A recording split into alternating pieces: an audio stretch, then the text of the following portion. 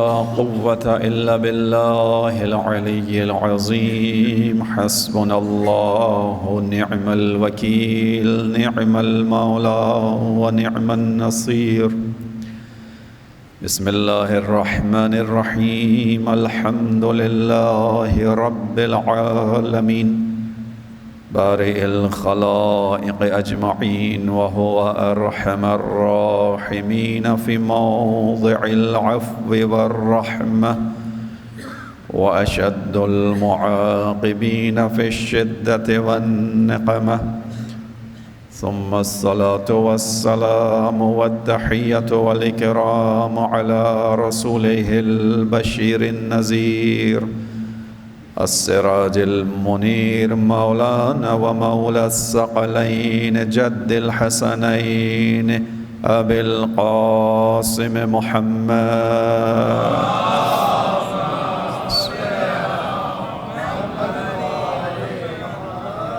وعلى أهل بيته الطيبين الطاهرين المعصومين المظلومين الذين أذهب الله عنهم الرجس وطهرهم تطهيرا.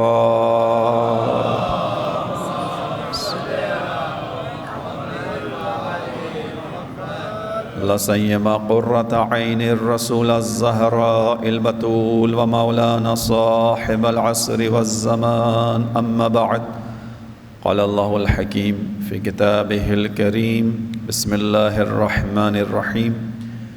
اعلموا أن الله يحيي الأرض بعد موتها قد بينا لكم الآيات لعلكم تعقلون. درود بھیجے محمد والے.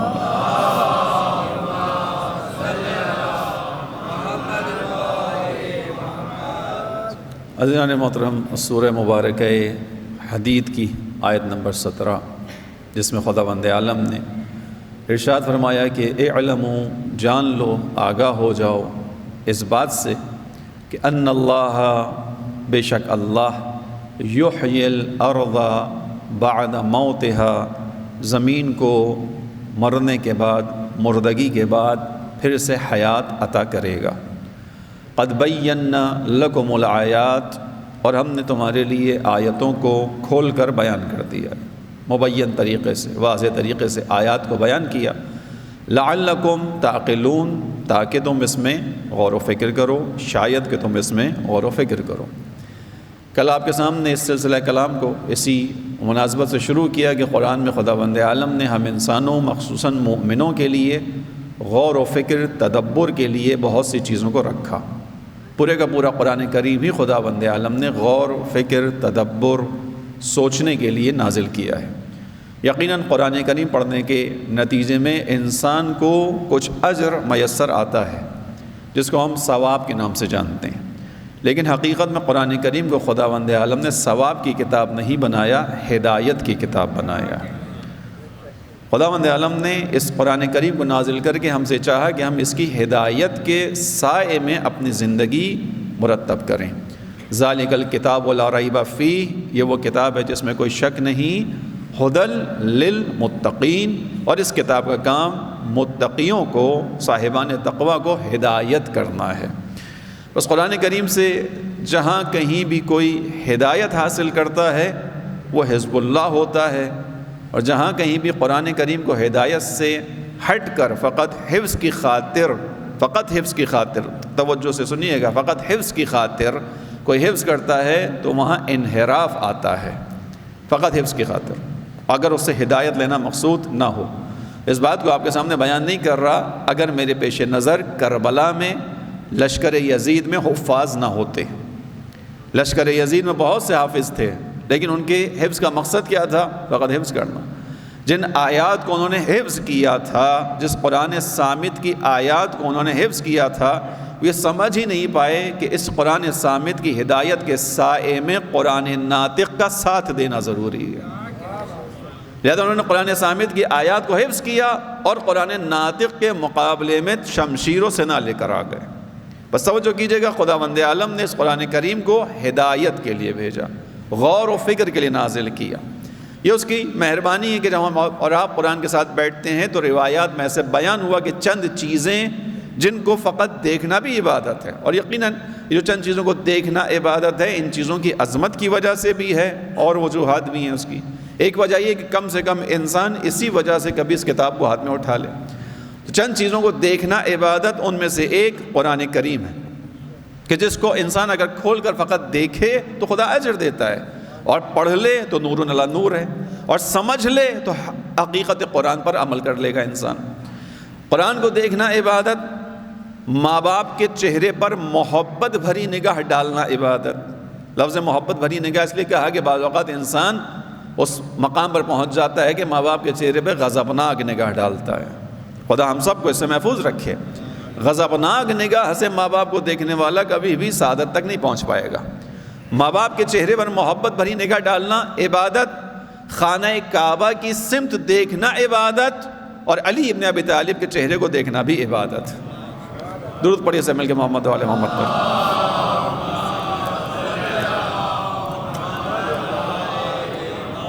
اور یہ جو روایت ہے کہ علی ابن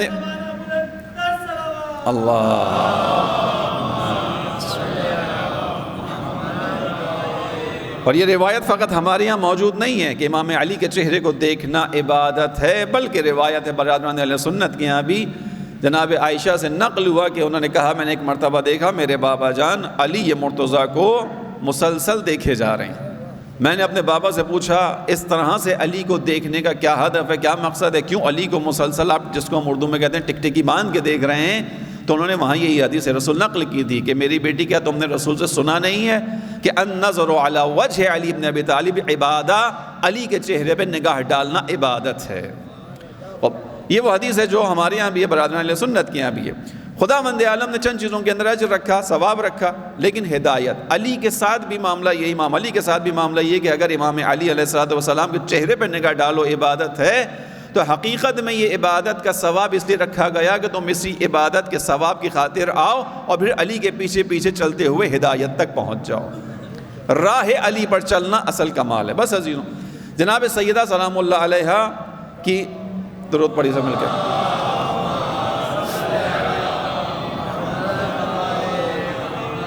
کہ ایام شہادت کی مناسبت سے مجالس ان کا انعقاد کیا گیا ہے۔ ان مجالس کے اندر ہم اور آپ، کل بھی آپ کے سامنے بیان ہوا، کچھ نکات سیکھیں گے۔ ہر مجلس ہمیں کچھ نہ کچھ سکھاتی ہے، بس اگر یہ مجلس بھی عبادت ہے تو اس مجلس کے اندر ایک تو ثواب ہے، ایک ہدایت ہے، ایک اپنے لیے پیغام ہے۔ اسی پیغام کو لے کر انشاءاللہ آگے بڑھنا چاہیے ہمیشہ۔ عزیزوں، کل آپ کے سامنے اس آیت کو میں نے بیان کیا کہ ان اللہ اعلموا، جان لو اس بات کو، سورہ حدید کی آیت نمبر 17، اعلموا، جان لو اس بات کو، ان اللہ یحیی الارض بعد موتها، بے شک اللہ زمین کو موت کے بعد حیات عطا کرے گا۔ یہ جو موت بیان کی گئی، مفسرین نے تفسیر کے اندر بیان کی، اس موت سے مراد کون سی موت ہے؟ وہ حیات، وہ زندگی کہ جس کے اندر انسان خداوند عالم کی سرپرستی سے باہر چلا جائے۔ خوب غور کیجیے گا نکات کے اوپر۔ جناب سیدہ سلام اللہ علیہا کا مین کنسرن کیا تھا، مین دغدغہ کیا تھا، کس چیز کی خاطر جناب سیدہ نے قیام کیا؟ میں نے کل بھی عرض کیا آپ کے سامنے کہ نمازیں خراب نہیں ہوئی تھیں، نمازیں لوگ بھول نہیں گئے تھے، عبادات کا طور طریقہ، رسم و روایات ختم نہیں ہوئے تھے، کعبے کو تالا نہیں لگا تھا، قبر رسول کی زیارت، مجاوری سب چل رہا تھا۔ کس چیز کی وجہ سے جناب سیدہ اپنے غموں کو بھول کر آ گئیں؟ امت کہاں سے ہٹ گئی؟ نظام ولایت سے ہٹ گئی۔ اصل معاملہ خداوند عالم نے جس چیز کو اہمیت دی وہ نظام ولایت ہے۔ توجہ کیجیے گا، نظام ولایت۔ کوئی بھی شے کائنات کی خدا کی ربوبیت کے سائے سے باہر میں نہیں ہے، کوئی بھی شے خدا کی ربوبیت سے باہر نہیں ہے، ربوبیت الہی میں ہر شے ہے۔ معاملہ کس چیز کا؟ ان اللہ یحیی الارض بعد موتها، خدا زمین کو مردگی کے بعد، موت کے بعد حیات دے گا۔ کیا اس کی تفسیر بیان کی گئی؟ یعنی وہ زندگی جو ولایت کے بغیر گزر رہی ہوگی زمین پر، وہ موت ہے، وہ حیات نہیں ہے۔ اس کے اندر انسان چل پھر رہا ہے، مگر جو حیات خدا نے رکھی تھی اس حیات تک نہیں پہنچ پایا۔ انسان اپنی اس حقیقی حیات کو حاصل کب کرے گا؟ جب خدا کی زمین پر خدا کا نظام ایسے نافذ ہوگا کہ ہر انسان اس نظام الہی کے تحت چلے گا تو زمین کو حیات حاصل ہوگی۔ یعنی خدا کی سرپرستی عملی طور پر زمین پر حاکم ہو جائے گی. ایسا ابھی تک نہیں ہوا. کل کی آیات آپ کے ذہن میں ہوں گی, 3 سوروں کے اندر ہم نے بیان کیا تھا, رسول اللہ کو خدا نے وعدہ کیا. بس زمین کی حیات کا تعلق ولایت الہیہ سے ہے, خدا کی ولایت کے سائے میں چلنا ہے. اس کو خدا نے کہا حیات ملے گی زمین کو, خدا یہ کام کرے گا, ضرور کرے گا. کوئی بھی شے ربوبیت سے باہر نہیں ہے. ہمارا اور آپ کا جو معاملہ ہے, ہمارا اور آپ کا جو معرکہ ہے, ہماری اور آپ کی جو جنگ ہے, ہمارا آپ حالت جنگ میں ہیں یا نہیں ہے؟ ہمارا آپ سمجھ رہے ہیں کہ فقط فلسطینی ہیں جو حالت جنگ میں ہیں؟ نہیں, ہم بھی ان کے ساتھ حالت جنگ میں. ایک جنگ ہماری دائمی ہے. کب تک ہے؟ جب تک ہماری سانس کی ڈور باقی ہے, جب تک ہماری سانس بحال ہے ہماری جنگ ہے. کس کے ساتھ جنگ ہے؟ میں نہیں بیان کرتا, رسول اللہ صلی اللہ علیہ وآلہ وسلم سے بیان کرتا ہوں.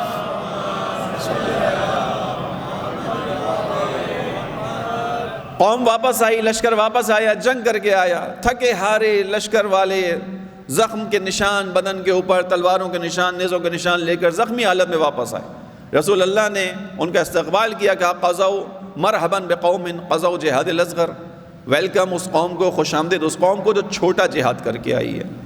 اصحاب پریشان ہوئے, یا رسول اللہ اس جنگ میں حالت خراب ہوئی ہے, اس جنگ میں تلواریں کھائی ہیں, اس جنگ میں نیزے برداشت کی ہیں, اس جنگ کے اندر مقابلہ ہوا ہے, اس جنگ میں شہداء ہو گئے ہمارے کچھ لوگ.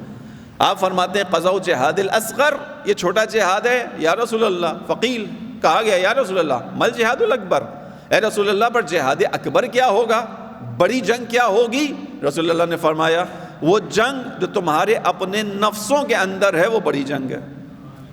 وہ جنگ جو تم اپنے آپ سے لڑو گے, وہ جنگ کہ جس کے اندر تمہیں ہمیشہ مقابلے پر کھڑا ہونا ہوگا اپنے اس نفس کے مقابلے میں جسے نفس سو کہا گیا ہے, نفس امارہ کہا گیا ہے. نفس کی 3 کیٹیگریز بیان کی گئی ہیں.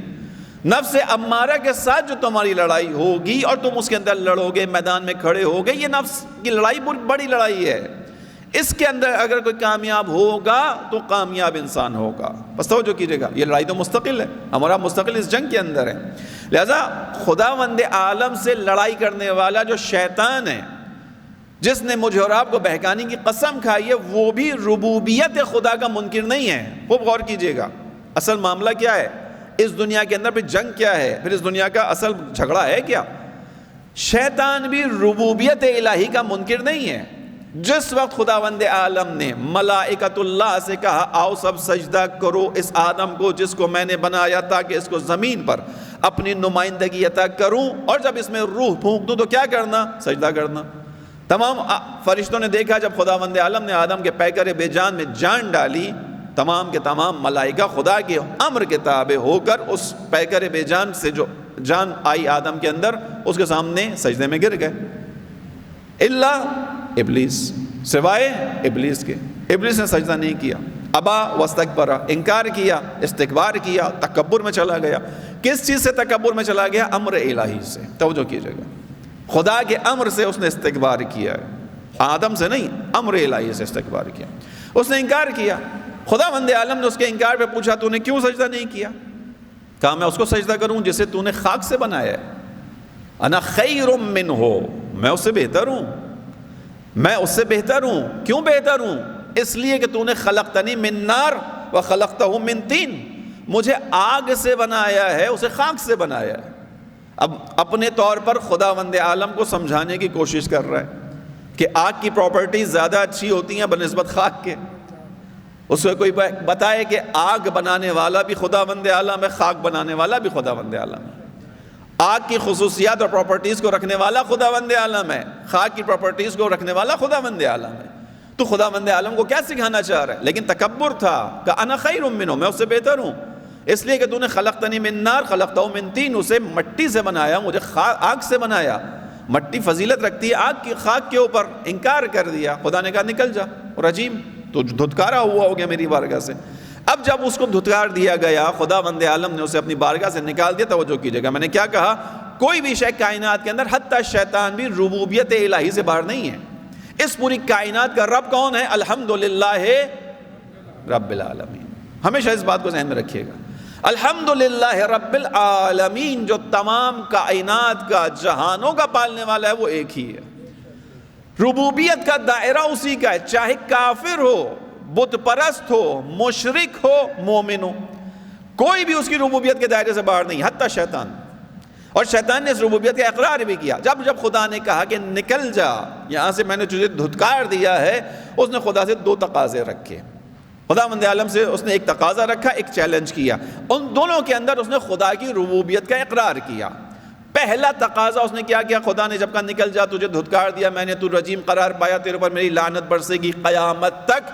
اس نے خدا سے ایک تقاضا کر دیا. لیکن تقاضے کا لفظ کیا ہے؟ ربی. توجہ کیجئے گا، اس کے لیے میں نے زحمت دی تھی کہ کوئی شے بھی کائنات میں ربوبیت الہی سے باہر نہیں ہے. شیطان نے بھی ربوبیت کا انکار نہیں کیا. بس یہ جنگ ربوبیت کی نہیں ہے، یہ جنگ خدا کی سرپرستی اور ولایت کی جنگ ہے. اس کو سمجھیے گا.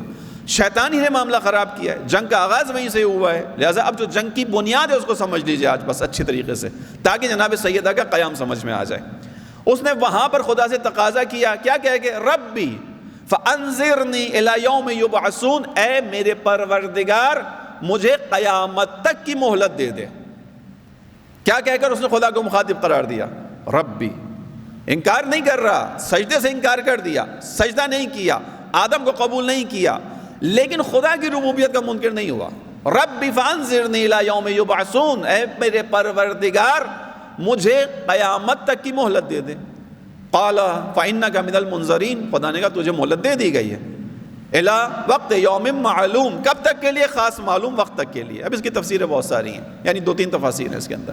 تجھے خاص وقت تک کی مہلت دے دی گئی. جب خدا سے اس نے مہلت پالی، دوبارہ ایک جملہ ہے. اب یہاں چیلنج ہے، اور وہ بھی خدا کی ربوبیت کو سامنے رکھتے ہوئے. ربی بما اغویتنی، اے میرے پروردگار جیسے تو نے مجھے اغوا کیا، جیسے تو نے مجھے بہکا دیا، جیسے تو نے مجھے گمراہ کر دیا. لأزیننہم فی الارض، میں ان انسانوں کو ان کے سامنے زمین کو خوبصورت بنا کر پیش کروں گا. وَلَأُغْوِيَنَّهُمْ أَجْمَعِينَ، اور انسانوں کی اکثریت کو گمراہ کر ڈالوں گا. بس توجہ کیجئے گا ان 2 چیزوں کے اندر. جو میرا مقصد تھا وہ یہ تھا کہ ربوبیت الہی کا انکار شیطان بھی نہیں کر رہا. پھر معاملہ کیا ہے؟ پھر یہ جنگ اس دنیا کے اندر کس چیز کی ہے؟ پھر خداوند عالم نے جس امتحان کی خاطر مجھے اور آپ کو بھیج دیا اس دنیا میں، اور اس کے مطابق ہماری آپ کی اجر، ثواب، عطاب، ساری چیزوں کا فیصلہ ہے، وہ کیا ہے؟ عزیزو، شیطان کا انکار ربوبیت الہی کا نہیں تھا، شیطان کا انکار خدا کے بنائے ہوئے نظام ولایت کا تھا. شیطان نے خدا کے نظام ولایت کو تسلیم نہیں کیا. خداوند عالم نے زمین پر انسانوں کے لیے ایک نظام خلق کیا. انی جاعل فی الارض خلیفہ. خلیفہ کیا مطلب ہے؟ نمائندہ، جانشین. پروردگار تو خلیفہ جانشین کیوں مقرر کر رہا ہے زمین کے اوپر؟ اس لیے کہ اللہ ولی الذین آمنوا، اس لیے کہ زمین پر بسنے والے انسانوں کو سرپرست چاہیے، زمین پر بسنے والے انسانوں کو رہنما چاہیے، زمین پر بسنے والے انسانوں کو مسلسل ہدایت چاہیے. میں خداوند عالم زمین پر خود سے نہیں جاؤں گا. کیا کروں گا؟ میں اپنی نمائندگی کچھ لوگوں کو عطا کر کے بھیجوں گا. جن لوگوں کی نمائندگی عطا کر کے، اپنا نمائندگی عطا کر کے بھیجوں گا، لوگوں پر فرض ہوگا کہ میری سرپرستی کو قبول کرتے ہوئے ان کی رہنمائی میں چلیں گے. جو ان کے ہاتھ پر بیعت کرے گا تو ایسا ہے جیسا میرے ہاتھ پر بیعت کرنا.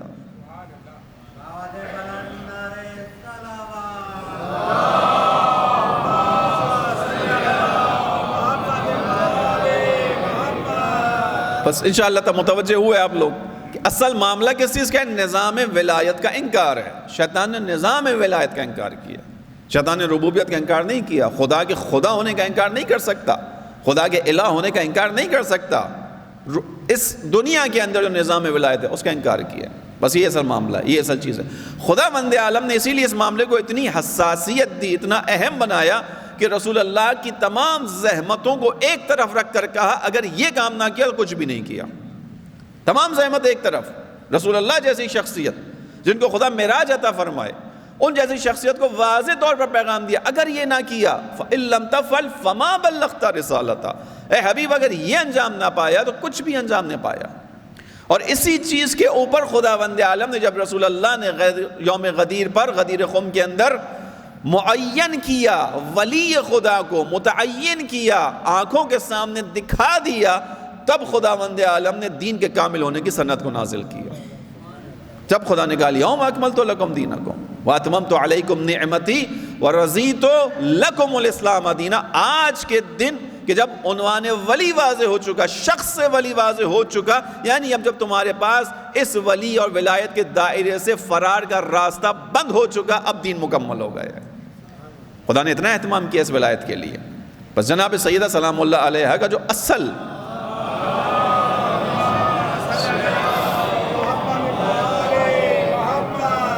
مقصد رہا امام رسول اللہ کی رحلت کے بعد، جو چند دن جناب سیدہ زندہ رہیں، اس کے اندر جو مین جناب سیدہ کا کنسرن تھا، دغدغہ تھا، فکر تھی، وہ یہی تھی کہ نظام ولایت۔ اس لیے خداوند عالم نے کہا زمین کو خدا حیات میں بدلے گا۔ ٹھیک ہے، خدا نے اختیار دیا تمہیں، خداوند عالم نے انبیاء کو بھیج کر اختیار دیا، تمہیں مختار بنایا، خدا نے زبردستی کی عبادت نہیں لی، خدا نے زبردستی کو کسی کو اپنے سامنے سجدہ نہیں کروایا، اختیار دیا ہے۔ لیکن ایک وقت آئے گا کہ زمین پر خدا کا نظام نافذ ہوگا۔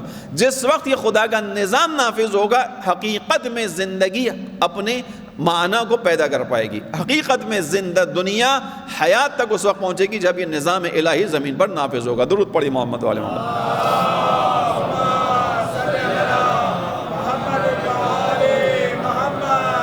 بس عزیزوں، بس جناب سیدہ نے اس مقصد کی خاطر قیام کیا۔ اب تاریخ ائمہ علیہ السلام کے اندر یا معصومین کے اندر ہمیں قیام ملتے ہیں، ان میں سے جو واضح قیام ہے وہ امام حسین کا قیام اور جناب سیدہ کا قیام ہے، اور یہ قیام باقی ہے۔ وہ کس کا ہے؟ ہمارے اور آپ کے آنے والے امام کا قیام، جن کا لقب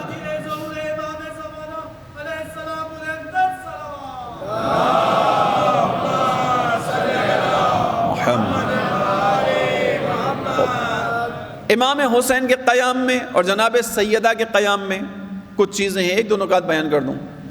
جناب سیدہ سلام اللہ علیہ کا قیام کن حالات میں ہے اور امام حسین کا قیام کن حالات میں؟ امام حسین کا قیام نسبتاً سادہ قیام ہے، نسبتاً سادہ قیام۔ جناب سیدہ کا قیام سادہ نہیں ہے، ان کے حالات سادہ نہیں، اس پر تھوڑا سا تفصیل سے بات کریں گے آج۔ اس کو آغا پناہیان نے ایک اور انداز میں بیان کیا، وہ کہتے ہیں کہ امام حسین علیہ السلام کا قیام دین کی کم ترین رمق کو باقی رکھنے کے لیے قیام تھا۔ خوب غور کیجئے گا، امام حسین کا قیام حد اقل دین کو باقی رکھنے کے لیے تھا، یعنی کم سے کم اتنا بچ جائے۔ جناب سیدہ کا قیام دین کو مکمل باقی رکھنے کا قیام تھا، دین کو مکمل باقی رکھنے کا قیام تھا۔ فرق ہے دونوں کے قیام میں۔ امام عصر کا قیام بھی دین کو مکمل رکھنے والا قیام ہوگا۔ جناب سیدہ سلام اللہ علیہ ظاہری طور پر اپنے اس قیام میں اپنے مقصد کو حاصل نہیں کر پائیں۔ امام حسین علیہ السلام اپنے اس قیام میں اپنے مقصد کو حاصل کر پائے، جو دین کا آخری حد ہو سکتی تھی، کم ترین حد ہو سکتی تھی، اس پر باقی رکھنے میں کامیاب ہوئے۔ امام عصر آنے کے بعد دین کو مکمل طور پر قائم کریں گے۔ توجہ کیجئے گا، یہ دین کامل طور پر کیا قیام ہے اور کم ترین درجے کی قیام کیا ہے، اس کو اس طرح سمجھ لیجئے۔ جناب سیدہ کس چیز کو قائم کرنے کے لیے قیام کر رہی ہیں؟ ولایت کو۔ ابھی آپ کے سامنے آیت پڑھی، کل بھی پڑھی آپ کے سامنے، آپ نے سب نے سنی بھی ہے۔ کس چیز پر خداوند عالم نے دین کے اکمال کی سند دی؟ ولایت کے اعلان کے اوپر، ولایت کے اظہار کے اوپر۔ جناب سیدہ باہر نکل رہی ہے تاکہ یہ دین اپنی مکمل حیثیت میں باقی بچا رہے، یہ دین اپنی مکمل آب و تاب کے ساتھ باقی رہے۔ اگر ولی خدا کو تنہا کر دیا جائے گا تو نمازیں ہوں گی، روزہ ہوگا، حج ہوگا، تمام عبادات مناسک انجام پائیں گے، مگر وہ عبادت کا ظاہر ہوگا، روح عبادت درمیان سے نکل جائے گی، روح عبادت نکل جائے گی۔ روح عبادت اپنی طرف سے کہہ رہا ہوں، نہیں، آپ کے سامنے کل بھی بیان کیا، ارشاد فرمایا معصومین علیہ السلام نے کہ اسلام کی بنیاد ہے 5 چیزوں کے اوپر، ان 5 چیزوں میں نماز، روزہ، زکوٰۃ، حج ہے، جہاد، لیکن انہی چیزوں میں جو 5ویں چیز ہے وہ کون سی ہے؟ ولایت۔ اور پھر امام نے بیان کیا جو اصل چیز ہے وہ ولایت ہے۔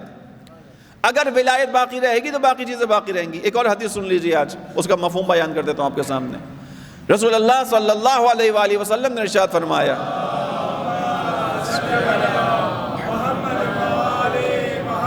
کہ اے علی، اگر کوئی شخص نوح کی برابر عمر پائے، حضرت نوح کی عمر کتنی ہے؟ 950 سال، قرآن میں بیان کیا، اس سے زیادہ ہے، یہ تو فقط منیمم جو ہے نا اس کی لیسٹ جو تعداد ہے وہ بیان کی گئی ہے، 950 سال، اس سے زیادہ ہے، اور اکثر کا لفظ ہے، 950 سال رکھ لیجئے۔ اگر کوئی شخص نوح کی برابر عمر پائے اور اپنی پوری زندگی میں ہر روز خدا کی عبادت میں کھڑا رہے، اپنی پورے اس دوران زندگی ہر روز روزے کی حالت میں رہے، خدا کی راہ میں کوہ احد کے برابر سونا صدقے میں دے دے، کوہ احد کے برابر صدقہ سونے کا پہاڑ دے دے خدا کی راہ میں، صفا و مروہ کے درمیان عالم مظلومیت میں مارا جائے، ولم یوالیک، مگر تمہاری ولایت کا اقرار کرنے والا نہ ہو تو خدا اسے کوئی اجر عطا کرنے والا ہی نہیں ہے، خدا کوئی اجر عطا کرنے والا نہیں ہے۔ یہاں رسول اللہ سے پوچھیں، ہم سے کہا جاتا ہے کہ تم لوگ اس معاملے میں متعصب ہو جاتے ہو، رسول اللہ سے کہ پوچھے یا رسول اللہ یہ بات آپ نے اپنے ابن عم کی محبت میں بیان کی ہے، آپ نے اپنے چچا زاد بھائی کی محبت میں بیان کی ہے؟ رسول اللہ کہیں گے نہیں، تم جانتے نہیں ہو میرے بارے میں قرآن نے سند دی ہے، وما ينطق عن الهوى، میں اپنی جانب سے کچھ بیان نہیں کرتا۔ کیا بیان ہوتا ہے؟ جو خدا کی وحی ہوتی ہے۔ یہ جو میں نے بیان کیا یہ خدا کا ابلاغ ہے، خدا کا پیغام ہے، میں تو فقط مبلغ ہوں، وما علیک الا البلاغ، اے حبیب آپ کے ذمہ کیا ابلاغ ہے، تبلیغ ہے، میں خدا کی مشیت بیان کر رہا ہوں، خدا کا ارادہ بیان کر رہا ہوں، خدا کا ارادہ یہ۔ کوئی اتنی محنت بھی کر لے اور ولایت تک نہ پہنچے، اس نے کچھ بھی حاصل نہیں کیا۔ توجہ کیجئے گا عزیزان محترم اس طرف۔ لہذا جناب سیدہ کا قیام، دین کو قیام چیزوں کے ساتھ ہے، کمال کے ساتھ ہے، لیکن جناب سیدہ ظاہری طور پر اس میں کامیاب نہیں ہوئی۔ امام حسین کا قیام کیا ہے؟ کم سے کم پہ تو راضی ہو جاؤ، یعنی کم سے کم کیا ہے؟ کم سے کم اس پہ تو راضی ہو، اپنے آپ کو سمجھو، دین کو سمجھو، کہ کم سے کم اس بات کو سمجھ لو کہ یزید جیسا شخص تمہارا حکمران نہیں ہو سکتا۔ کم سے کم اپنے شعور کو، کم سے کم اپنی فکر کو، کم سے کم اپنی دین کی بصیرت کو اتنا تو بڑھاؤ کہ جو معلن بالفسق ہے، جو شارب الخمر ہے، جو قاتل النفس المحترمہ ہے، جو نفس محترم کا قاتل ہے، زانی ہے، شرابی ہے، فاسق ہے، اپنے فسق کو چھپ کے نہیں کر رہا، علنی کرتا ہے، کم سے کم تم اس کی خلافت پر راضی نہ ہو۔ یہ کم ترین حد ہے، توجہ کیجئے گا، کم ترین حد ہے۔ اس پہ رسول اللہ، امام حسین نے بیان کیا کہ رسول اللہ نے ارشاد فرمایا ہے، اور جب دیکھو خلیفہ خلافت کی باغ دوڑ یزید جیسے کے ہاتھ میں آ جائے تو پھر کیا ہے معاملہ؟ وعلی الاسلام السلام، اسلام پہ فاتحہ پڑھ دو، وعلی الاسلام السلام، اسلام کی فاتحہ پڑھو۔ یہ حد اقلی تھی، یعنی کم سے کم اس پر باقی رہو۔ امام حسین کا قیام ہے، امام حسین نے قیام کیا عزیزوں، اس میں کامیاب رہے، لوگ تھوڑے عرصے بعد صحیح لیکن سمجھنے میں کامیاب ہوئے۔ امام حسین کی شہادت، اور یہ کمال ناانصافی ہوگی اگر امام حسین کی شہادت کے ساتھ جناب زینب اور اسرائے کربلا کے کردار کو بیان نہ کیا جائے۔ امام حسین علیہ السلام اور شہدائے کربلا نے اپنے حصے کا کردار اور کام انجام دیا، اور ان کے کاموں کا اثر جناب زینب نے قریہ قریہ کوچہ کوچہ پھیلایا۔ شہدائے کربلا کے کام کا اثر اسیروں نے پھیلایا، لہذا اس کا نتیجہ کیا نکلا؟ بغاوت شروع ہوئی۔ خود مدینہ کے اندر جہاں ایک وقت خود امام حسین علیہ السلام جیسا امام، کہ جس کو اس مدینہ والوں نے اپنی آنکھوں سے دوش رسالت کا سوار دیکھا تھا، وہی مدینہ کے جہاں رسول اللہ کے اصحاب موجود تھے جنہوں نے اپنی آنکھوں کے اندر وہ منظر بسائے ہوئے تھے یقیناً اس سن 60 ہجری کے اندر، کہ رسول اللہ نے امام حسین کو آغوش میں لے کر اپنی دہان مبارک میں، رسول امام حسین علیہ السلام کے دہان مبارک میں اپنی زبان دی تھی، ایک دفعہ نہیں، دو دفعہ نہیں، متعدد بار۔ اسی مدینے میں رہنے والوں نے دیکھا تھا کہ رسول اللہ خطبہ دیتے تھے، امام حسین آئے، امام حسین کا قدم تھوڑا سا ظاہری بچپن کے تقاضے کے تحت ڈگمگایا، امام حسین گرنے لگے زمین پر، رسول اللہ خطبہ چھوڑ کر زمین پر آ گئے۔ یہ ساری چیزیں اس وقت مدینے کے لوگوں کے نگاہوں میں تھیں، نہیں تھیں، سب موجود تھا، لیکن پھر بھی کیا ہوا؟ امام حسین بلاتے رہے، امام حسین نے اپنا مقصد بیان کیا، لوگ نہیں نکلے، لیکن بعد امام حسین کیا ہوا؟ اسی مدینے کے اندر ایک تحریک پیدا ہو گئی۔ اصحاب رسول نے کہا کہ نہیں، یہ تو معاملہ بڑا خطرناک ہو گیا، یہ معاملہ خطرناک ہو گیا۔ یہ نتیجہ نکلا امام حسین کے قیام کا۔ عزیزوں، امام حسین کا قیام یعنی دین کو کم ترین حد پر تو باقی رکھو، اتنا تو مت گرو کہ یزید جیسے کی خلافت کو قبول کر لو۔ کم ترین حد یہ تھی، اور اعلیٰ ترین حد کیا تھی جس کو جناب سیدہ قائم کرنا چاہتی تھی کہ آؤ خدا کی ولایت کے سائے میں چلو۔ خداوند عالم نے جس ولایت کو تم پر فرض قرار دیا ہے، تمہاری ہدایت، تمہاری سعادت، تمہاری سرافرازی اس ولایت کے سائے میں، کیونکہ اگر تم خدا کی ولایت کے سائے سے نکلو گے تو کہاں جاؤ گے؟ نیوٹرل نہیں رہو گے، درمیان کا کوئی راستہ نہیں ہے۔ یہ تمہارے پاکستان کے حالات ہیں جو لوگ کہتے ہیں ہم نیوٹرل ہیں، نیوٹرل خدا کے دین میں نہیں ہوتا. خدا کے دین میں یا حق والے ہو یا باطل والے ہو، یا خدا کی ولایت میں ہو یا شیطان کی ولایت میں ہو. اللہ ولی الذین آمنوا یخرجہم من الظلمات الی النور. اللہ ولی صاحبان ایمان کا اپنی ولایت سے صاحبان ایمان کو تاریکی سے نور میں لے کر آتا ہے. والذین کفروا، جنہوں نے خدا کی ولایت کا انکار کر دیا، نہیں مانا، نہیں چاہیے تیری سرپرستی، پھر کیا ہوگا؟ کفروا اولیاؤہم الطاغوت. پھر یہ چلے جائیں گے طاغوت کی سرپرستی میں. نقطے پر غور کیجئے گا، قرآن کی آیات کے ایک ایک نقطے پر غور کیجئے گا. جو اللہ کی ولایت کا انکار کرے گا، یعنی ایک وحدانیت والی ولایت میں نہیں آئے گا، پھر وہ طواغیت، طاغوتوں کی جمع ہے، طاغوت کی جمع ہے. والذین کفروا اولیاؤہم الطاغوت. پھر اس کا کبھی کوئی طاغوت ولی بنے گا، کبھی کوئی طاغوت ولی بنے گا. جو اللہ کی ولایت سے نکلے گا، پھر جس زمانے میں برطانیہ کا سورج زمین پر حکومت کرے گا، وہ برطانیہ کے طاغوت کے سائے میں ہوں گے. جب برطانیہ کا ڈاؤن فال آئے گا، وہ امریکہ کے کیمپ میں چلے جائیں گے. جب امریکہ کا ڈاؤن فال آئے گا، وہ کسی اور طرف چلے جائیں گے. طاغوت پہ طاغوت بدلتا رہے گا.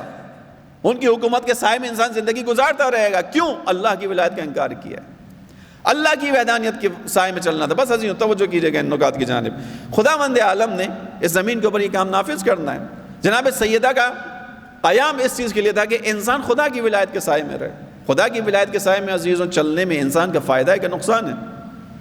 انسان کی سعادت ہے یا انسان کی شقاوت ہے؟ یقینی طور پر خداوند عالم انسانوں کی سعادت کا راستہ فراہم کرتا ہے. بس جناب سیدہ نے اس حالت میں قیام کیا. لیکن جناب سیدہ کا قیام معمولی نہیں تھا. ممکن ہے کوئی انسان یہ بات کرے کہ جناب سیدہ نے جو قیام کیا وہ قیام بنتا تھا، کرنا چاہیے تھا. نہیں، آپ ان حالات کا ذرا جا کے مقایسہ کیجئے، ان حالات کو دیکھیے. ہم قیاموں کے اندر امام حسین صلی اللہ علیہ وسلم کے قیام کی اہمیت اور اس چیز کو بات نہیں کر رہے، لیکن امام حسین کا قیام نسبتاً آسان تھا. کیوں؟ کیونکہ سامنے مقابلے پر کون تھا؟ یزید جیسا شخص تھا. ایسے ہی تھا یا نہیں تھا؟ امام حسین علیہ السلام نے امام حسن مجتبیٰ کے بعد 10 سال صبر کیا ہے. 10 سال صبر کیا ہے. معاویہ کے زمانے میں امام نے قیام نہیں کیا، کیونکہ اس کے زمانے میں لوگوں کو سمجھانا نسبتاً مشکل ہے، نسبتاً مشکل ہے. یہ ظاہر ہماری بحث کہیں اور نکلے گی. لیکن امام حسین نے جیسے ہی یزید تخت خلافت پر آیا قیام کیا، اس لیے کہ سمجھانا آسان ہے. یزید کی شخصیت بہت واضح ہے، سب جانتے ہیں. معاویہ نے اپنے زمانے میں یزید کی بیعت لینے کے لیے مدینے کا رخ کیا تھا تو دھونس اور زبردستی سے بیعت لی تھی. لوگ راضی نہیں تھے، جانتے تھے یزید کا کردار کیا. امام حسین نے فوراً کب قیام کیا؟ جب یزید تخت خلافت پر بیٹھا. جناب سیدہ کا قیام انتہائی دشوار قیام ہے. جناب سیدہ کے سامنے جو افراد ہیں وہ کون ہیں؟ جو رسول اللہ کے اصحاب ہیں. جناب سیدہ کے سامنے جو معاشرہ ہے وہ کون سا معاشرہ ہے؟ جس کو رسول اللہ نے خود تعمیر کیا ہے. یہاں پہ شخصیات بنی ہیں، شخصیات ڈیولپ ہوئی ہیں، شخصیات کا رسول اللہ کے ارد گرد گھیرا ہے. توجہ کیجئے گا. جناب سیدہ کا قیام اسی لیے بیان کر رہا ہوں عزیزوں، پیچیدہ قیام ہے، پیچیدہ حالات میں. میں اس چیز سے آج کے حالات کی طرف تھوڑا سا آنا چاہوں گا، آپ کو بھی لانا چاہوں گا. بس توجہ کیجئے گا. ایک مرتبہ حالات سادہ ہیں اور ایک مرتبہ حالات پیچیدہ ہیں. ایک مرتبہ حالات مشکل ہیں، ایک مرتبہ حالات پیچیدہ ہیں. انشاءاللہ تھک تو نہیں رہے.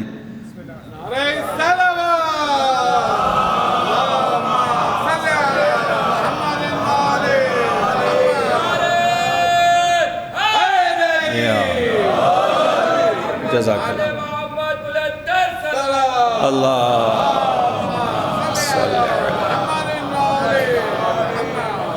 عزیزوں یہ بحث اس لیے کر رہا ہوں کہ ہم دوران غیبت کبریٰ میں ہیں اور غیبت کبریٰ کے اس وقت میں ہیں اگر خدا نے چاہا تو جو امام عصر کے آنے کی شاید آمادگی کا وقت ہے.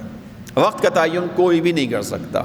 ہاں ہمیں ائمہ علیہ السلام نے نشانیاں بتائی ہیں، علامات بتائی ہیں. علامات بتائی اس لیے تھی کہ ہم ان علامات کو دیکھ کر زمانے کے قریب اور دور ہونے کا تھوڑا سا اندازہ کر سکیں، اپنی آمادگی کو دیکھتے رہیں.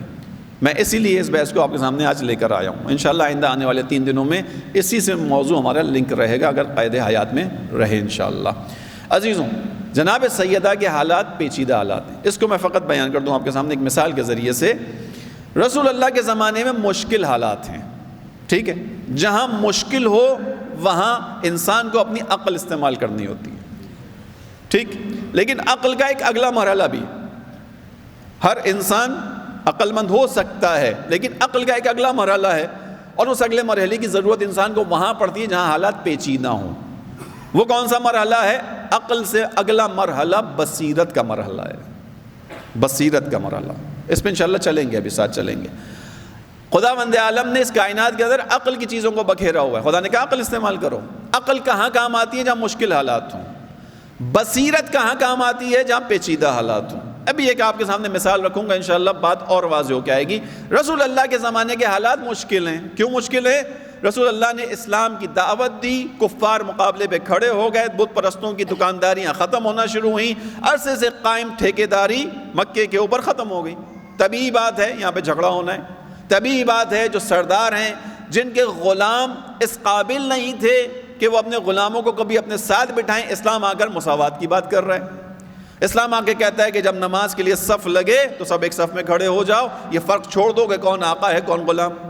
اسلام نے آگے بڑھ کر اس سے بڑی بات کر دی، کہا کہ دیکھو بڑائی اور بزرگی کا معیار نہ عرب اور عجم ہونا ہے، نہ غریب اور فقیر ہونا ہے، نہ کالا اور گورا ہونا ہے۔ پھر بڑائی کا معیار کیا ہے؟ ان اکرمکم عند اللہ اتقاکم، تمہارے درمیان بزرگواری بڑائی کا معیار ہے تو فقط دین اور تقوی ہے۔ مطلب اگر غلام تقوی میں آگے بڑھ جائے گا تو عند اللہ اس غلام کی آقا سے زیادہ اہمیت ہو جائے گی۔ اب تعصب زدہ ماحول کے اندر یہ باتیں پنپ نہیں پائیں گی۔ جو معاشرہ تعصب کی بنیاد پر ہو، متعصب رہا ہو، وہ کیسے اس کو برداشت کرے؟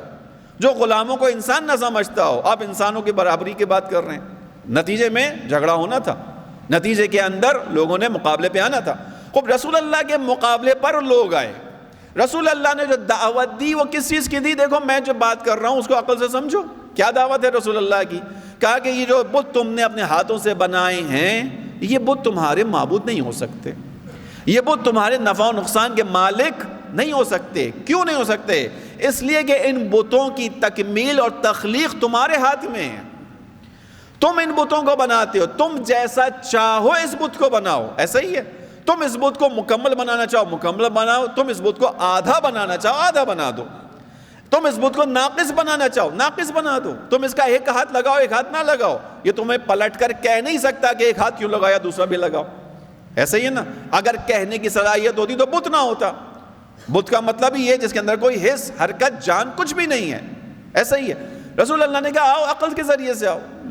لوگوں نے اس عقل کی بات کو نہ مانا، انکار کیا، تعصب کی بنیاد پر، پچھلے دین کی بنیاد پر مقابلے پر آئے۔ رسول اللہ نے مقابلہ کیا۔ رسول اللہ کے زمانے کے حالات مشکل تھے، مشکل اس لیے کہ پیسے والے لوگ دوسری طرف تھے۔ رسول اللہ نے خود بیان کیا کہ میرا ساتھ دینے والے دو گروہ تھے، ایک نوجوانوں کا لشکر تھا اور ایک فقراء کا لشکر تھا۔ دین کی حمایت کرنے والا جوان تھا اور دوسرا وہ تھا جو نادار تھا۔ انہوں نے میرا ساتھ دیا۔ ان لوگوں نے جب ساتھ دیا، مشکل حالات ہے، جنگیں ہوئیں۔ اب رسول اللہ کے زمانے کی جو جنگ ہے، رسول اللہ کا لشکر ہو گیا اسلام کا لشکر، اور رسول اللہ کے مقابلے پہ جو لشکر ہے عزیزوں وہ کون سا لشکر ہے؟ کفر کا لشکر، کافروں کا لشکر، مشرکوں کا لشکر۔ جنگ آسان ہے یا نہیں ہے؟ آسان ہے۔ حالات مشکل ہیں، اس جنگ سے نمٹنا مشکل ہے، لیکن عقل کے ذریعے سے آگے بڑھے گا انسان۔ آئیے پیچیدہ دور آپ کو دکھاؤں۔ پیچیدگی کہاں ہے؟ جہاں بصیرت چاہیے۔ بصیرت کیا ہے؟ جہاں انسان حقیقت تک پہنچ سکے۔ امام علی علیہ السلام کا زمانہ مشکل نہیں ہے، پیچیدہ زمانہ ہے۔ امام علی کے زمانے کے حالات مشکل نہیں ہیں، پیچیدہ حالات ہیں۔ اور میں اس کو بیان نہیں کر رہا، امام علی کی زبانی سن لیجئے۔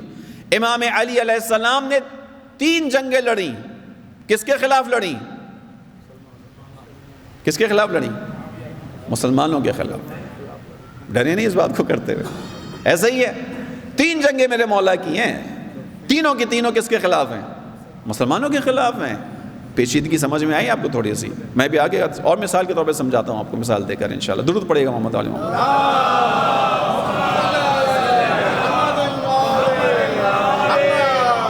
اس پیچیدگی کو آ کر سمجھیے، خود صفین میں چلیے، کھڑے ہو جائیں صفین میں۔ ایک شخص آیا جنگ صفین کے اندر، امام علی علیہ السلام کے پاس آ کر کھڑا ہو گیا، کہنے لگا اے امیر المؤمنین یا ابا الحسن، میں کوفے سے نکلا تھا آپ کی نصرت کی پکی نیت لے کر، پورا ارادہ کر کے نکلا تھا کہ علی کا ساتھ دوں گا۔ کیا مطلب ہے اس جملے کا؟ یعنی جب میں کوفے سے نکلا تھا آپ کو حق پر سمجھ کر نکلا تھا، خوب سمجھیے گا عزیزوں اس مثال کو. یہ مثال فقط تاریخ کے لیے نہیں ہے, یہ آئینہ ہے آج کے لیے. جتنا ہم دوران ظہور کے نزدیک ہوتے چلے جائیں گے, حالات کی پیچیدگی بڑھتی چلی جائے گی, آپ کو بصیرت کی ضرورت پڑتی چلی جائے گی. اگر کوئی آج کے دور میں یہ سوچے کہ بصیرت کے بغیر آگے بڑھ جائے گا تو اس نے حالات کو سمجھا ہی نہیں ہے, اس نے حالات کو نہیں سمجھا. جناب سیدہ کی ان مجالس کے ذریعے سے ان حالات کو سمجھیے گا, پیچیدگی سمجھیے گا. آپ کی مشکل ہے جو میں آپ کے سامنے بیان کرنے جا رہا ہوں, میں اور آپ اس مشکل سے گزریں گے. یہ طے کر لیں کہ خداوند عالم نے اس دنیا میں بھیجا ہی آزمائش کے لیے. خداوند عالم نے کسی کو چھوٹ ہی نہیں دی کہ تمہیں آزماؤں گا, نہیں, سب کو آزماؤں گا.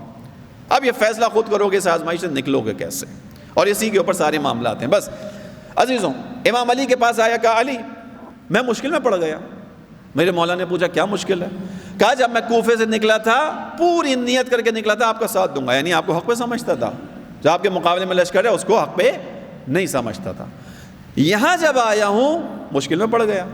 امام نے پوچھا وجہ کیا ہے تیری مشکل میں پڑنے کی؟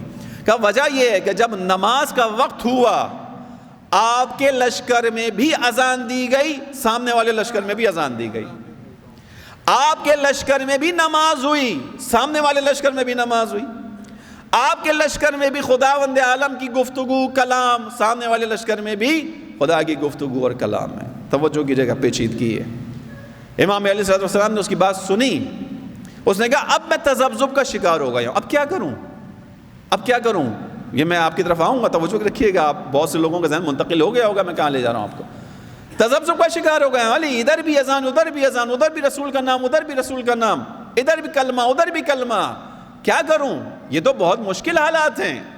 امام علی علیہ السلام نے اس سے ایک جملہ کہا کہ تیری مشکل میں بیان کرتا ہوں. تیری مشکل کیا ہے؟ یہ اس وقت جملہ ہے, آج تک قائم ہے یہ جملہ. اس نے کہا تیری مشکل یہ ہے کہ تو چیزوں کے اوپر سطحی نگاہ ڈال رہا ہے. تو سطحی نگاہ ڈال گئے, تو نے فقط ظاہر کو دیکھا, ادھر اذان ادھر اذان, تو تذبذب کا شکار ہو گیا. نہیں, کرنا کیا ہے؟ امام نے کہا تجھے ایک معیار دے رہا ہوں, اعرف الحق تعرف اہلہا, حق کو پہچان لے, صاحب حق تجھے خود سمجھ میں آئے گا. حق کو پہچان, حق کیا ہے, صاحب حق تجھے خود سمجھ میں آئے گا. عزیزوں یہ معیار اس وقت کے لیے نہیں تھا, آج بھی ہے, آج بھی ہے. میں اس جملے پر آنے کے بعد پھر بیان کروں گا آپ کے سامنے. اعرف الحق, حق کو پہچانو. اب اگر اس زمانے میں ہو سکتا ہے, امام علی کے زمانے میں جنگ کے لیے دو لشکر لگے ہوئے ہیں, آمنے سامنے کھڑے ہوئے ہیں, ادھر بھی اذان ادھر بھی اذان, ادھر بھی کلمہ ادھر بھی کلمہ, ادھر بھی قرآن ادھر بھی قرآن, اس کو لے کر آ جائیے اپنے زمانے کے اوپر. حساس کر دوں تھوڑی سی گفتگو, حساس کر دیتا ہوں تھوڑی سی گفتگو. یعنی اس کا مطلب ہے کہ آپ مؤمنین کو راستے سے ہٹانے کے لیے کبھی بھی کوئی بھی آپ سے آزاداری کو لے نہیں سکا, کبھی بھی نہیں لے سکا. ایسا ہی ہوا ہے. ہم اس نسل کے وارث ہیں کہ جہاں زیارت کے لیے جاتے ہوئے ماؤں نے اپنی گود کے بچوں کو قربان کروایا ہے تاکہ زیارت کا راستہ باقی رہے. ہیں اسی نسل کے وارث. اگر رکنا ہوتا یہ محبت مودت کا سلسلہ تو وہاں رکتا, اگر وہاں نہ رکا تو اب نہیں رکتا. یہ آپ ہی کے ملک کے اندر بموں کے دھماکے, گولیاں, فائرنگ, حتیٰ دشمن نے شکست کھانے کے بعد خواتین کی مجالس پر گرنیڈ پھینکیں. ہوا یا نہیں ہوا؟ رک گئی مجلس؟ نہیں رکی, کوئی روک نہیں سکتا, وعدہ الہی ہے. ٹھیک ہے, اس وعدہ الہی کو آپ مومنین نے پورا کیا الحمدللہ. جس جگہ 50 لوگ جاتے تھے, جہاں اعلان ہوتا تھا کہ فلاں جگہ پر جھگڑا خطرہ ہے, وہاں 50 کی جگہ 500 لوگ ہو جاتے تھے. یہی ہماری کامیابی ہے. دشمن اس کو آج تک سمجھ ہی نہیں پایا ہے کہ قوموں کو موت سے ڈرایا جاتا ہے. اس قوم کے ساتھ کیا کیا جائے کہ جہاں اس کو موت سے ڈرایا جائے وہیں ان کی تعداد میں اضافہ ہو جاتا ہے. لہذا یہیں پہ سبت جعفر مرحوم کا وہ جملہ یاد آتا ہے کہ غسل میت نہ کہنا میرے غسل کو, عجل ملبوس کو مت کفن نام دو. میں چلا ہوں علی سے ملاقات کو, جس کی تھی آرزو وہ گھڑی آ گئی.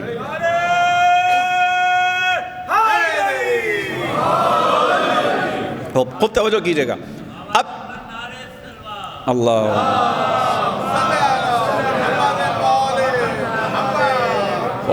اب یہاں پر مرحلہ سخت ہو گیا. اس نے امام علی سے کہا, امام نے کہا حق کو پہچان لو, حق خود سمجھ میں آئے گا. عزیزوں, اس کا مطلب پھر یہ ہے کہ ہمارے پاس بھی جو امتحان ہے, یا تو اس چیز کو تسلیم کریں امتحان ختم, ایسا نہیں ہوگا. میں آپ کو تسلیم کرنے نہیں دوں گا. قرآن کی آیت ہے سورہ عنکبوت کی ابتدائی آیات, کہ ہم نے انسانوں کو احسب الناس ان یترکوا ان یقولوا آمنا وهم لا یفتنون, آیا انسان یہ گمان کرتا ہے کہ وہ کہہ دے کہ میں مومن ہو گیا اور ہم اسے چھوڑ دیں گے, اسے نہیں آزمائیں گے؟ خدا کہہ رہا نہیں, ہم تمہیں نہیں چھوڑیں گے, ہم تمہیں آزمائیں گے, تمہیں آزمائیں گے. تم سے پہلوں کو جیسے آزمایا تمہیں بھی آزمائیں گے. پر اس کا پھر ایک مطلب ہوا. اس مطلب تک آنے سے پہلے ایک بات اور بیان کر دوں. ہمیشہ یہ رہا کہ دشمن نے, کون دشمن؟ امریکہ اسرائیل نہیں, حقیقت میں جو دشمن ہے وہ کون ہے؟ ابلیس. میں نے اس لیے بیان کیا جنگ کس کے ساتھ ہے؟ ابلیس. لیکن من الجنت والناس ہے, سورہ ناس کے اندر بیان ہوا من الجنت والناس. یہ شیطان, شیطانی نظام ہے. من الجنت انویزیبل بھی ہے, والناس ویزیبل بھی ہے. اس کو امام خمینی نے ہماری آنکھوں کے سامنے مجسم کر کے رکھا, کہا کہ جو سب سے بڑا شیطان ہے وہ کون ہے؟ امریکہ ہے. انہوں نے قرآن کی آیت کا مصداق بیان کیا. قرآن نے بیان کیا تھا کہ شیطان انسانوں میں سے بھی ہوگا, امام خمینی نے مصداق دکھا دیا, یہ ہے شیطان. توجہ رکھیے گا. لہذا اب کیا ہوگا؟ یہ نظام ہے. اس ہمیشہ حق کے مقابلے میں حق کی طرح کا نظام اپنایا جاتا ہے, حق کی طرح کا نظام اپنایا جاتا ہے. جس وقت رسول اللہ نے مسجد قباء کی تعمیر کی, اس مسجد قباء کے مقابلے میں ایک مسجد کو بنایا گیا. کون سی مسجد؟ مسجد ضرار. توجہ کیجئے گا. دشمن جانتا ہے کہ مقابلہ کرنے کے لیے ویسی ہی چیز لانی پڑے گی. مسجد کے مقابلے میں شراب خانہ نہیں بنایا جائے گا, چونکہ مسجد کے مقابلے میں شراب خانہ بنایا جائے تو بہکانے والا کام ہو ہی نہیں سکے گا.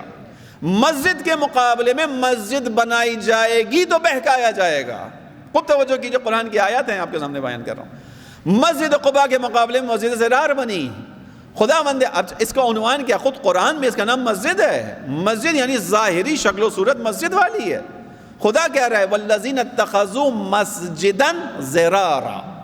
کچھ لوگوں نے ایک مسجد بنائی, لیکن اب اس کی تعریف خدا کو خود کر رہا ہے. یہ مسجد کون سی ہے؟ مسجد ضرار ہے, نقصان کا سبب ہے. اس مسجد کا کام کیا ہے؟ تفریق, افتراق, فساد لوگوں میں ڈالنا, اور خدا اور اس کے رسول کے دشمنوں کو پناہ گاہ فراہم کرنا.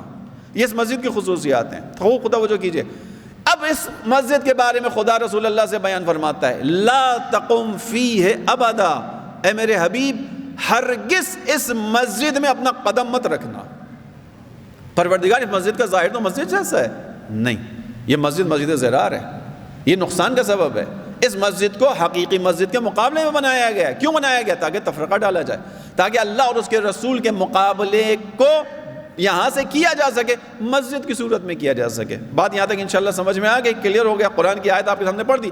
خدا نے کہا لا تقم فیہ ابدا, اس مسجد میں ہرگز ہرگز قدم نہ رکھنا ہے. ابھی یہ مسجد جن لوگوں نے بنائی ہے وہ قابل مغفرت نہیں ہے. بس حق کے مقابلے میں جب بھی کوئی آئے گا حق کا لباس پہن کر آئے گا. امام علیہ السلام نے جنگ صفین میں بیان کیا, حق کو پہچانو, حق والے سمجھ میں آئیں گے. مسجد ضرار کے مسجد قباء کے مقابلے میں مسجد یعنی ظاہر مسجد ہے, اسے دھوکہ مت کھاؤ. اس کا مطلب پھر عزاداری کے مقابلے میں عزاداری, عزاداری کے مقابلے میں عزاداری. یہ موضوع مومن کے لیے حساس ہو جاتا ہے کہ بھائی عزاداری کو کچھ نہ کہا جائے. عزاداری کو کوئی کچھ نہیں کہہ رہا, لیکن جو درست عزاداری ہے اس کو کوئی کچھ نہیں کہہ رہا. لیکن اگر عزاداری کو ڈھال بنایا جائے, عزاداری کی روح کو ختم کرنے کے لیے, تو اس پر بولنے کا حق اور فرض سب کے اوپر ہے. اس کے اوپر بولنے کا حق سب کے اوپر ہے. توجہ رکھیے گا.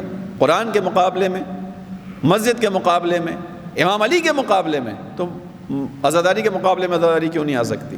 اب تھوڑا سا اور آگے بڑھ جاؤں. عزیزوں, آج کے دور میں ہم نے اس عزاداری کو گلیمرائز کر دیا ہے. ہم اس عزاداری کی روح کو ختم کرتے جا رہے ہیں. ہو رہا ہے کہ نہیں ہو رہا؟ انصاف سے بتائیے, ہو رہا ہے کہ نہیں ہو رہا؟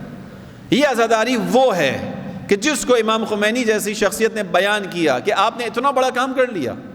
2500 سالہ شہنشاہیت, اس کا ایک مقام تھا, اس کی طاقت تھی, اس کی قدرت تھی.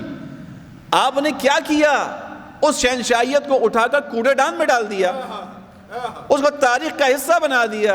امام خمینی نے کیا کہا جنگوں کے ساتھ، توپوں کے ساتھ، میزائلوں کے ساتھ میں نے یہ کام کیا، نہیں، کہا ہمارے پاس جو کچھ ہے وہ اس عزاداری کی بدولت ہے. ایسا ہی ہے. محرش داریم السید الشہداء داریم، ہمارے پاس جو کچھ ہے وہ سید الشہداء کی وجہ سے، ہمارے پاس جو کچھ ہے وہ عزاداری کی وجہ سے. اس کا مطلب ہے یہ عزاداری وہ روح رکھتی ہے کہ جو 2500 سالہ شہنشاہیت کو اٹھا کر پھینک سکتی ہے.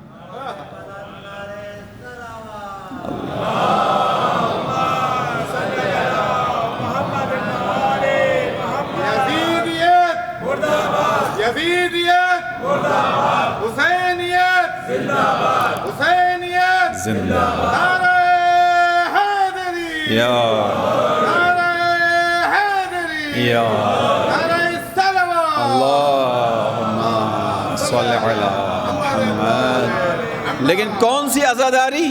جو اہل بیت کے بتائے ہوئے راستے کے مطابق. ایک مرتبہ میں اور اپنے مزاج کے مطابق عزاداری کرتے ہیں. مزاج کی عزاداری کچھ نہیں ہوتی. روح عزاداری کیا ہے؟ جیسی جناب سید السجاد نے کی ہے، جیسی جناب زینب نے کی ہے، وہ عزاداری ہے. توجہ کیجئے گا عزیزوں، خداوند عالم اس مسجد میں جانے کے اوپر پابندی لگا رہے اپنے حبیب کو، مت جانا اس مسجد کے اندر. اب توجہ رکھیے گا عزیزوں. بس یہ وہ جناب سیدہ سلام اللہ علیہ کا قیام اسی ولایت کے لیے تھا. یعنی اگر ولایت کے سائے میں چلو گے تو عزاداری تمہیں وہ کمال عطا کرے گی. آج کا دور وہ دور ہے کہ جس میں انسان اپنے اس کمال کی طرف پلٹ رہا ہے. دونوں کا طور آج کی زحمت تمام کروں. انسان اپنے اس کمال کی طرف پلٹ رہا ہے. خدا کا فیصلہ ہے زمین کے اوپر، خدا کا نظام نافذ ہوگا، یعنی وہی ولایت قائم ہوگی. آج اگر حقیقت پسند کی نگاہ سے دیکھا جائے تو دنیا اس سمت میں بڑھتی چلی جا رہی ہے. اس وقت مخصوصاً جو کچھ فلسطین میں ہو رہا ہے، فلسطین میں ہونے والی اس حماسے نے جو حماسہ کیا، حماس نے، اس نے دنیا کی آنکھوں کو کھولا ہے. اس حماس کے اس کارروائی نے دنیا کو متوجہ کیا. عزیزو، خداوند عالم وقت کے ساتھ ساتھ زمانے کو پلٹا رہا ہے. توجہ کیجئے گا، خدا کا نظام ہے. خدا زمین پر اپنے نظام کو نافذ کرے گا یا نہیں کرے گا؟ کرے گا. میں ایک مثال اس کی ہمیشہ دیتا ہوں، وہ مثال دیتا ہوں آگے بڑھ جاؤں. آپ اپنا گھر بنائیے، اس گھر کے اندر یہ مثال بعض لوگوں کی سنی بھی ہوگی. آپ اپنا ایک گھر بنائیے، اس گھر میں ایک منزل اضافی بنا دیجئے. اضافی منزل کا مقصد کیا ہے؟ آپ نیچے رہیں گے، اوپر کی منزل اضافی ہے. کیوں بنائی آپ نے اضافی منزل؟ اضافی منزل اسے بنا دی کہ ہم اس کو کرائے پہ دے دیں گے. کرائے پہ دینے کے بعد کیا ہوگا؟ تاکہ اس سے تھوڑی سی آمدنی آ جائے، آپ کے ہاتھ تھوڑا سا پیسہ آ جائے، آپ کی زندگی آسان ہو جائے. ٹھیک ہے، یہ آپ نے مقصد سے بنا دیا، گھر بنا دیا. گھر بنانے کے بعد آپ نے کسی ریئل اسٹیٹ والے کو، اسٹیٹ ایجنٹ کو کہا کہ صاحب میں نے یہ گھر بنا دیا، اوپر کی منزل خالی ہے، نیچے میں رہ رہا ہوں، آپ ایک کام کیجئے، آپ اس منزل میں رہنے کے لیے کسی کرایہ دار کا انتظام کر دیجئے. آپ نے کہہ دیا. آپ سے اسٹیٹ والا پوچھے گا آپ کرایہ کتنا ڈیمانڈ کر رہے ہیں؟ آپ کہیں گے مثال کے طور پہ 30,000 روپے میرا ڈیمانڈ. ٹھیک ہے. چند دنوں بعد ریئل اسٹیٹ والا آپ کے پاس آئے. آنے کے بعد آپ سے کہے کہ صاحب میں نے ایک کرایہ دار ڈھونڈ لیا آپ کے لیے. آپ کہیں گے اچھا کون ہے، کیا ہے؟ وہ کہے گا ان باتوں کو چھوڑیں کہ کون ہے کیا ہے. آپ کی ڈیمانڈ کتنی تھی؟ آپ نے کہا 30,000. وہ کہے گا میں آپ کے لیے ایک ایسا کرایہ دار لے کر آیا ہوں جو 1 لاکھ روپے دے گا. کتنے دے گا؟ 1 لاکھ روپے دے گا. سن کے خوش تو ہوں گے نا آپ، تبھی خوشی ہے. لیکن ساتھ میں عقل کا تقاضا ہے، آپ سوال بھی پوچھیں گے کہ بھائی میری ڈیمانڈ تو 30,000 تھی، یہ 1 لاکھ دینے پہ کون ہے؟ وہ کہے گا آپ اس کو چھوڑیں، آپ کو اس سے کیا سروکار ہے، آپ 1 لاکھ روپے لیں اپنے. آپ کا جواب کیا ہوگا انصاف سے؟ آپ اس کو جواب دیں گے کہ ٹھیک ہے میں نے پیسے کی ضرورت کے تحت اس منزل کو ضرور بنایا ہے، لیکن میں نے اپنے گھر میں ہر کسی کو جگہ نہیں دے سکتا. یہ بتاؤ جو 30,000 کی جگہ 1 لاکھ دینے پہ تیار ہے، یقیناً اس کی آمدنی جائز نہیں ہے. جائز آمدنی والا کبھی بھی 30 کے بجائے 1 لاکھ نہیں دے گا. مجھے بتاؤ اس کا کاروبار کیا ہے؟ وہ کہے گا صاحب اس کا کاروبار اسلحے کی اسمگلنگ ہے. آپ پلٹ کر کہیں گے کہ 1 لاکھ نہیں وہ 5 لاکھ بھی دے گا تو میں اسلحے کے ڈیلر کو، اسلحے کے اسمگلر کو جگہ نہیں دوں گا. کیوں؟ چونکہ میرا گھر شریفوں کا گھر ہے. توجہ کیجئے گا، میرا گھر شریفوں کا گھر ہے. شریفوں کے گھر میں ایسے لوگوں کو جگہ نہیں دی جا سکتی. آپ کے اضافی بنائے ہوئے 4 کمرے اس کو دینے کے لیے شرافت شرط ہے. اس پوری کائنات کو خدا نے حکمت سے بنایا. کیا یہ پوری کائنات خدا نے اس لیے بنائی تھی کہ ناپاک لوگوں کے ہاتھوں میں رہے؟ آپ اپنے 4 کمروں کے لیے غیرت رکھتے ہیں، خدا اس کائنات کے لیے کیا اتنا غیور نہیں ہے کہ اس کائنات میں پاکیزہ لوگوں کی حکومت کو قائم کرے گا؟ یقیناً کرے گا۔ خداوند عالم اس کائنات کو پاکیزہ لوگوں کے ہاتھوں میں دینا چاہتا ہے۔ اہتمام اس نے رسول اللہ کے زمانے میں کیا، لوگ ساتھ نہیں چلے۔ اس نے امام علی کے ہاتھوں میں اختیار دیا، لوگ ساتھ نہیں چلے۔ اس نے امام حسن کو رکھا، لوگ ساتھ نہیں چلے۔ آخری زمانے میں خدا کا فیصلہ ہے کہ تم چاہو یا نہ چاہو، میری زمین پر اگر نظام ہوگا تو میرا نظام ہوگا۔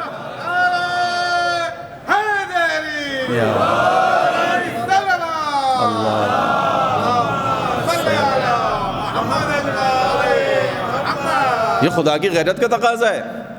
میں اور آپ 4 کمرے اس کے لیے شرائط رکھتے ہیں، خدا اس پوری کائنات کو ایسی بنا دے گا، بنا کر ناپاک لوگوں کے ہاتھوں میں دے گا نہیں۔ ناپاک لوگوں کے ہاتھوں میں مومنوں کی سستی کی وجہ سے رہی ہے۔ مومن سست نہ ہوتے تو یہ دنیا بہت پہلے آباد ہو چکی ہوتی۔ جناب سیدہ اسی سستی سے نکالنے کے لیے نکلی ہیں کہ دیکھو تم اگر علی کو چھوڑ دو گے تو علی کو چھوڑ کر علی کا کچھ نہیں بگڑے گا، تمہاری پاکیزگی تمہارے ہاتھ سے چلی جائے گی، تم طہارت سے دور ہو جاؤ گے، تم خداوند عالم کی دی ہوئی صلاحیتوں سے محروم ہو جاؤ گے۔ یہ جناب سیدہ کا درد تھا جس کے لیے وہ اپنے پہلو کے درد کو بھول گئی۔ یہ درد معمولی نہیں ہے، بہت بڑا درد ہے۔ یہ وہ درد ہے کہ جس کی خاطر جناب سیدہ نے قیام کیا۔ بس عزیزوں وہ وقت ہے انشاءاللہ۔ آج جو کچھ فلسطین میں ہو رہا ہے اس کی وجہ سے دنیا پر جو اثرات پڑے ہیں، آپ دیکھیے وہ وقت بظاہر نزدیک آتا ہوا لگ رہا ہے۔ بظاہر کیوں لگ رہا ہے؟ اس لیے کہ دنیا میں ایک تصور پایا جاتا تھا کہ جو مغربی دنیا ہے یہ اقدار سے محروم ہو چکی ہے۔ یقینی طور پر ایسا ہے۔ مغرب کے اندر کی جو بحثیں ہیں آپ جا کر دیکھیے، اسی زمانے کے اندر مغرب کے اندر ایک نیا کانسیپٹ آیا۔ وہ کیا کانسیپٹ آیا؟ ہیومن اینیملز کا کانسیپٹ۔ ہیومن اینیملز کیا ہوتے ہیں؟ انسانی حیوان۔ یہ کیا بلا ہے؟ یہ بلا یہ ہے کہ اس کی خاطر ایک اچھا خاصا چلتا پھرتا انسان پیسے دے کر اپنے آپ کو حیوان کی شکل میں لے کر آتا ہے۔ ہیومن اینیملز 60,000 افراد، جو میں نے کافی عرصہ پہلے اس کی رپورٹ پڑھی تھی، اس وقت 60,000 افراد اس موومنٹ کے باقاعدہ رجسٹرڈ ممبر تھے۔ 60,000 افراد پیسہ خرچ کیا اپنے آپ کو حیوان بنانے کے لیے، یعنی اپنی دم لگوائی، اپنی شکل تبدیل کی، اپنے آپ کو کتا بنایا، کتا بنانے کے بعد اپنے آپ کو کسی کے ہاتھوں میں بیچا۔ اس کے بعد وہ آ رہا ہے، ان کا مالک گلے میں پٹا ڈالا ہوا، یہ کتے کی شکل میں چلتے ہوئے آ رہے ہیں۔ یہ تذلیل ہے انسانیت کی، یعنی اس حد تک گر گیا معاشرہ۔ کس حد تک گر گیا؟ ایل جی بی ٹی کیا ہے؟ ہم جنس پرستی۔ یہ ہر زمانے میں موجود رہی ہے لیکن کبھی بھی ایک تحریک کی صورت میں نہیں رہی۔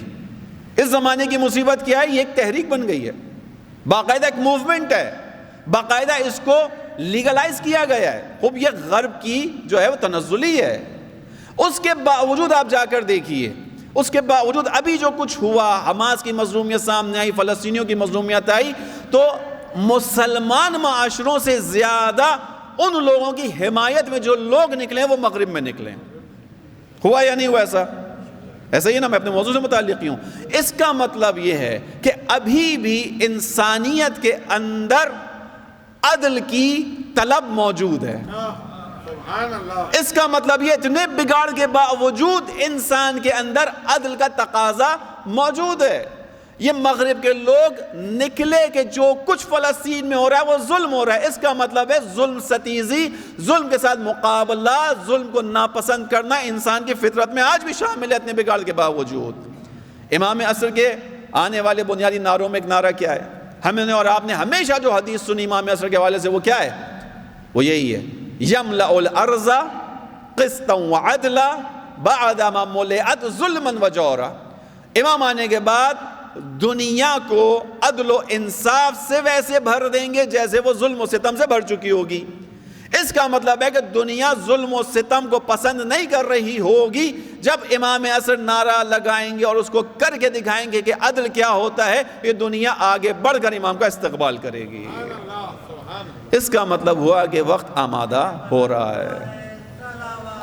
اللہ،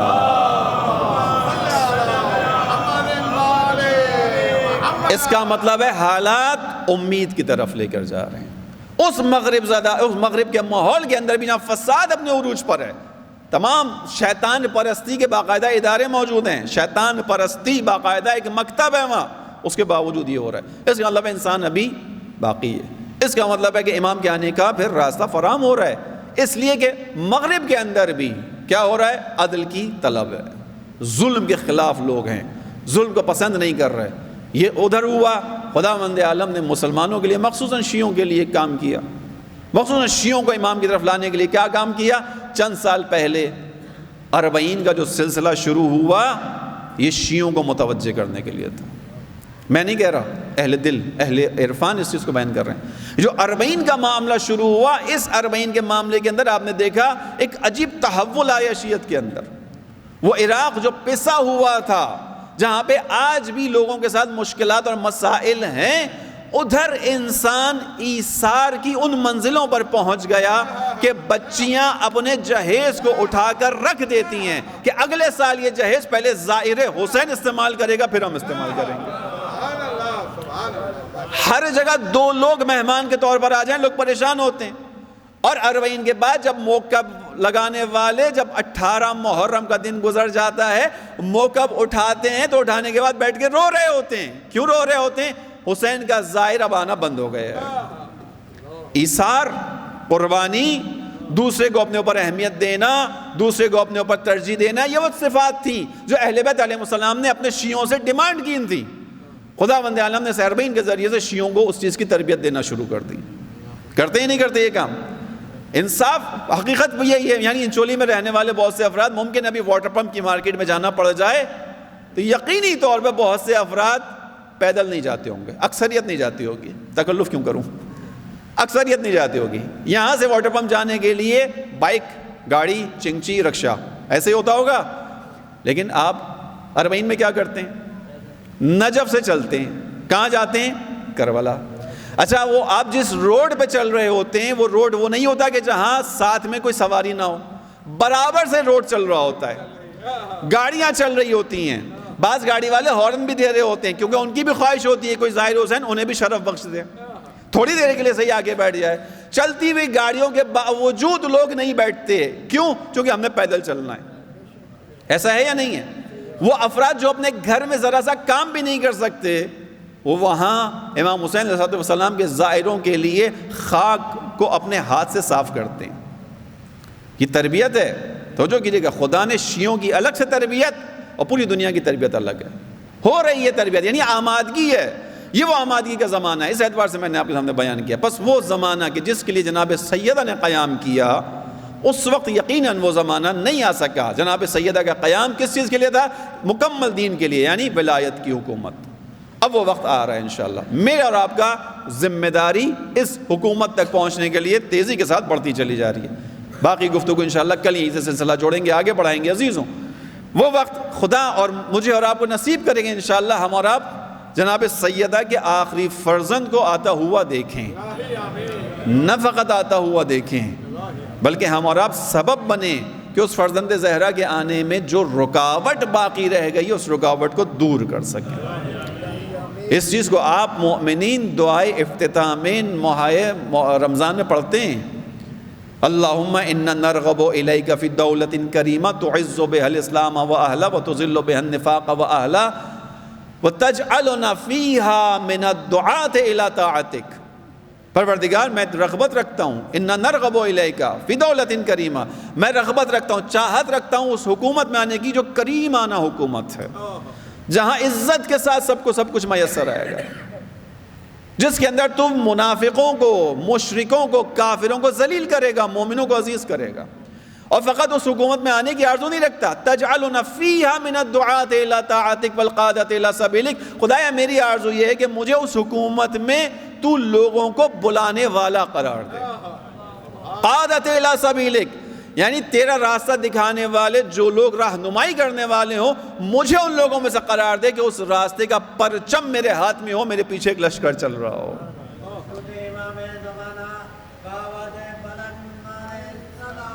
اللہ